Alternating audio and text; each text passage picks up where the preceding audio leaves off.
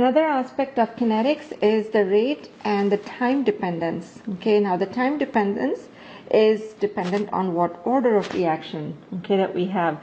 So in this problem, I'm going to go ahead and take a first order reaction and see how the rate is affected by time. So the question is, decomposition of hydrogen peroxide is first order with respect to H2O2.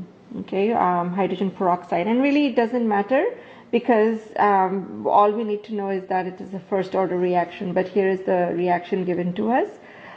So the rate constant at 20 degrees Celsius is 1.8 times 10 to the negative 5 per second, and you can see here that the K value is only per second, and that depends on the order of reaction. So for first order it is per second.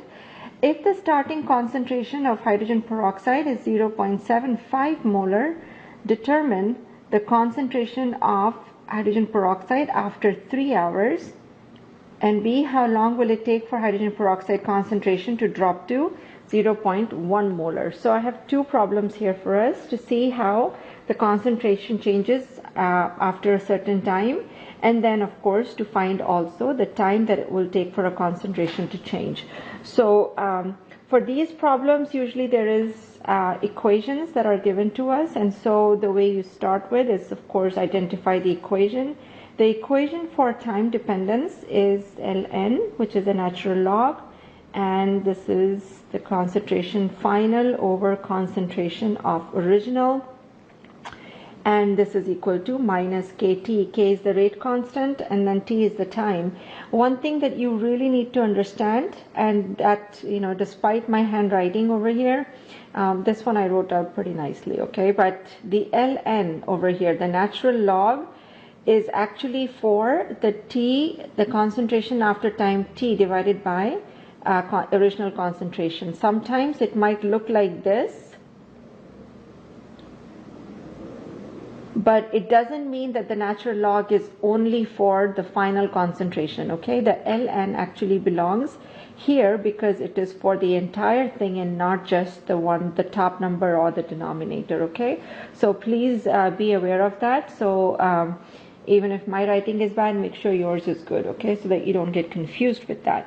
Okay, so then let's get started. Our ln then is H2O2. We are supposed to figure out the concentration of hydrogen peroxide after 3 hours. So which means that H2O2 T, we don't know that, and we know the original concentration, which is given to us, is 0.75 molar. K is given to us, so minus K, minus 1.8 times 10 to the negative 5 per second, and then times T, and T is going to be the 3 hours. So let's convert that into seconds because this is in seconds. So which means that it is 10,800 seconds. Okay, so this is 3 hours. Remember that. Okay, so once we do this, then the calculation on the right hand side comes out to be minus 0.1944 seconds, and seconds is gone, so we are left unitless, okay, for this one. And then what you're going to do is you will take inverse of natural log, okay, not log but ln. So find that on your calculator, and that is actually going to be like E. And so when you do the inverse log of ln, when you do the inverse log, this will open up, okay, which means that you will not have to do anything for this because this is the anti-log.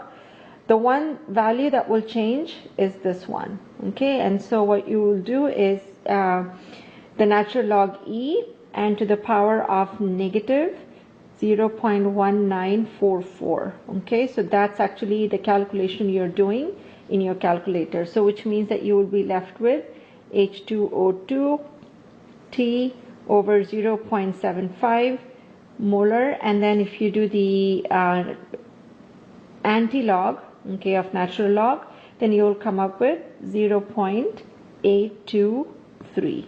Okay, that's what it should be. So which means that H2O2 after time t is 0.823 times 0.75 molar, which is 0.62 molar. Now, one of the things that you have to understand is that since something is changing in concentration, you're not talking about the starting material, the concentration that you get here, the final concentration, should be less than what you started with. Okay, and that's how you know that you're on the right track. Okay, all right. So that was A. Let's look at B now, which is how long will it take for hydrogen peroxide concentration to drop to 0.1 molar. Okay, so again we have the same equation, but now our final concentration is 0.10, and again you don't have to use the square brackets. Maybe I'll stop using them too. Okay, square brackets are only when you're using letters, not when you're using numbers. And then 0.75, and this is both molar, is equal to, the K is given to us, and again that's minus 1.8 times 10 to the negative 5 per second, and now we're actually calculating for time, okay, over here. So then what you will do is you will calculate this 0.10 divided by 0.75 and take the natural log of that, and the natural log of this is negative 2.015, and this is equal to negative 1.8 times 10 to the negative 5 per second times t, and so obviously negative 2.015 divided by negative 1.8 times 10 to the negative 5 seconds per second is equal to t, which is then equal to 1.12 times 10 to the power of 5 seconds. So that's how much it will take for the concentration to drop from 0.75 to 0.10. Okay.